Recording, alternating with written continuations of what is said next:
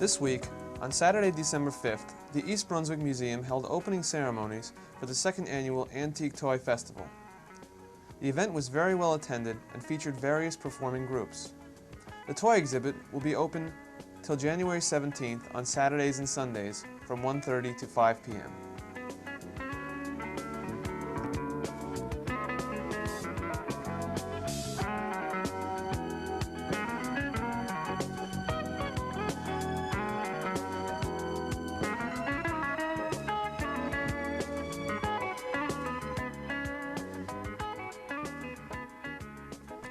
The first group was the Assembly of God Missionettes.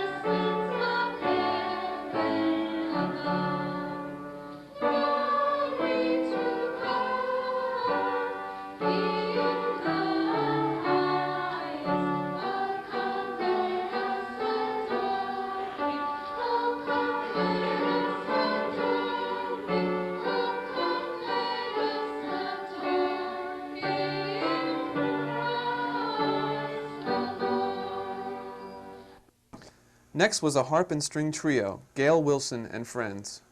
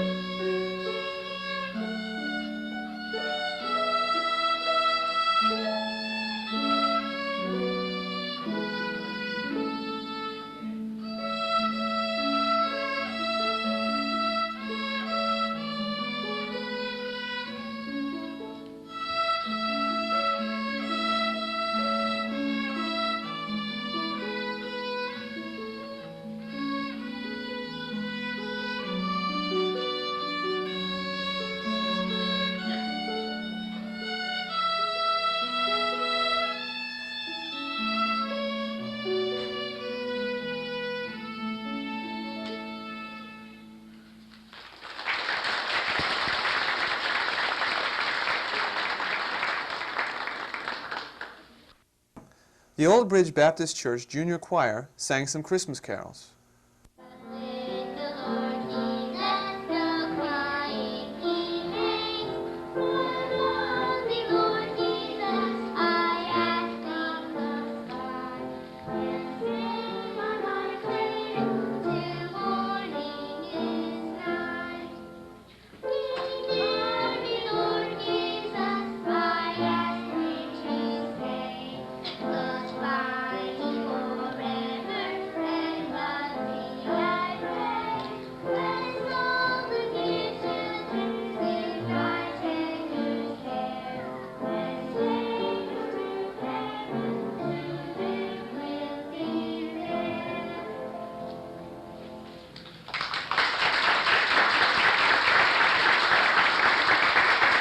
Ingrid Weigel pleased the crowd with her solo piano piece.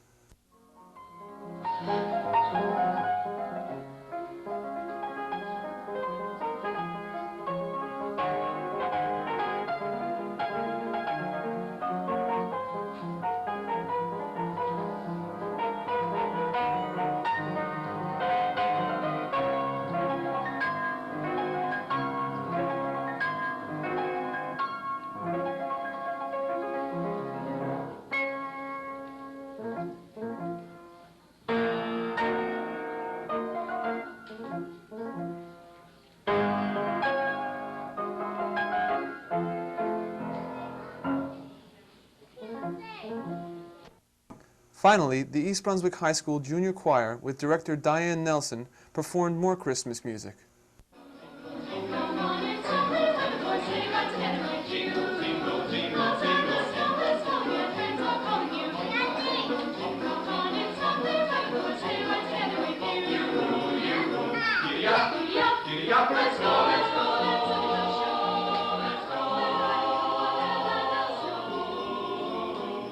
Giddy up, big stride is grand. We're gliding along with the song of a wintry ferryman. Our cheeks are nice and rosy and funky, 'cause you're we. We're snuggled up together like two birds of a feather would be. Two birds would be, let's take that brony force and sing a chorus or two. Come on, it's lovely weather, for stay right together with you.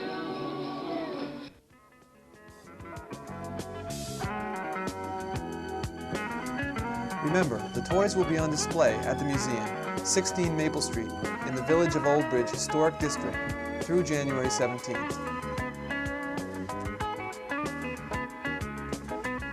On Sunday, the East Brunswick Recreation League Touch Football Championship games were held at the Bicentennial Park. The red team won the championship by defeating the Rowdies 16-0. The following are some highlights from the game.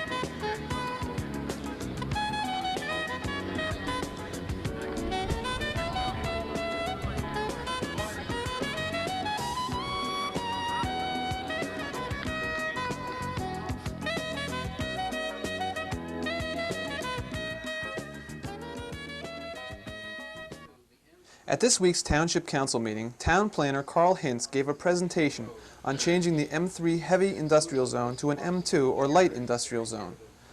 This would require Wheelabrator Fry to get a variance from the Planning Board before they would be allowed to construct the proposed garbage burning facility. The uses, as I indicated earlier, with the exception of landfilling and the pipe plant, are very similar between the two. The uses that would be, if strict removal of the M3 were done, it would result in the landfill becoming a non-conforming use, the sand and gravel operation a non-conforming use, and the lock joint pipe company, pipe manufacturing, a non-conforming use. If we eliminate the M3, what would be the non-conforming uses, the existing uses that then would become non-conforming? You would have four. You would have South River Sand operation here. You would have Herbert Sand operation here. You would have Lock Joint Pipe Company, or the different names it goes by, but it's a pipe manufacturing, concrete pipe manufacturing here. And you'd have a landfill operation here, all of which are permitted subject to conditions in the M3 zone. Why was the resource recovery plant put in the master plan and endorsed by the East Brunswick Council on Economic Health? And was it endorsed by the planning board? Well, the master plan is a master plan. And it was also endorsed, was it endorsed by the council also to put that in? I don't recall whether it was endorsed by the Township Council or not, but the master plan document is a document recommending future land use, future circulation, future traffic and systems and so on. And that document is adopted by the planning board. The Council on Economic Health was merely a committee that helped to formulate the ideas that went into that study, but the planning board is the one that holds the public hearings and formally adopts the plan. We seem to be heading in one direction, and now we're reversing. And I think to protect us in every way that we should be very careful about changing it. And Well, we'll know after tomorrow night. Well, it just seems that this thing was suggested last Monday night for the planning board to be holding a hearing or a workshop on it in 8 days, which is what, 7 working days later. When I think about the pace of some of the other things that goes to the planning board, the sign ordinance, for instance, which I think has been something like 2 years. All I can say is that I know this is good politics, and I want to make sure it's good planning. Well, End of comment. we'll find out tomorrow night what the planning board thinks Fine. about the... But I just want to unpaid. make sure that the planning board does not feel that they must rush through this. The East Brunswick Community Players, which basically asks whether we would consider the adoption of the capital ordinance providing a maximum of $75,000 to the community players. And I suggest that you would pay that money back. Is that what you're saying? Yeah. All right, why don't you explain what it is you want and why you want it? Okay. As you all are familiar with, this April will be the 2nd year that we've taken over the Playhouse. I think we've come a long, long way with it, as the newspapers have written up and as many people have been out there recently have seen. We still need a great deal of work to be done.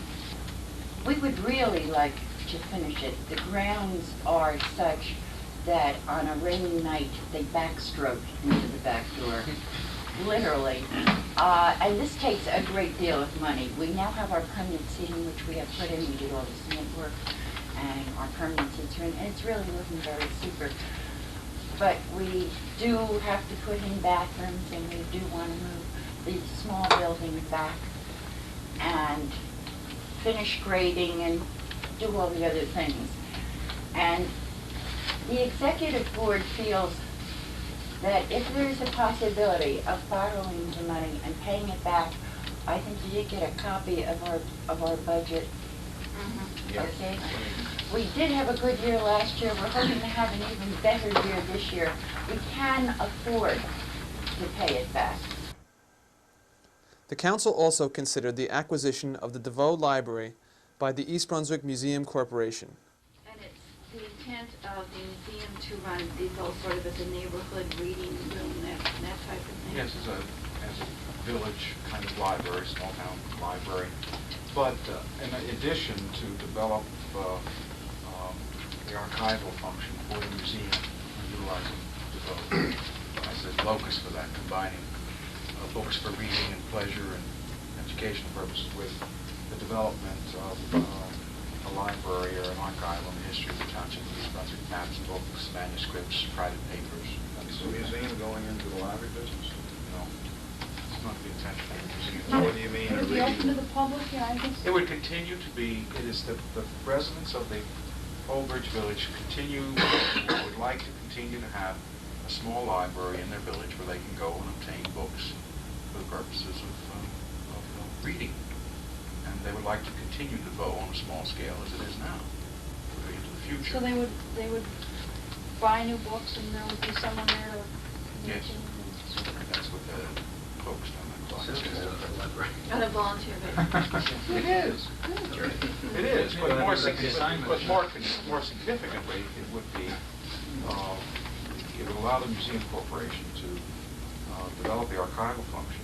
And the Museum Corporation has as a part of its task, the historic preservation work generally and specifically, such as the book, and the preservation of the village, the maintenance of the integrity of the historic district is one of the primary goals of the Museum Corporation as a corporation, beyond running a facility such as the museum. And so they would pick up the cost of the heating of the building and buying books and that whole Yes. operation? What the Museum Corporation wants to do is to pick up that building, which Township already owns, and pick up the function of the DeVoe branch, run it on a volunteer basis at no cost to the taxpayer. Right. So we have a net gain of $18,000 to the taxpayer, plus still maintain the library service in the historic district if we do that. Although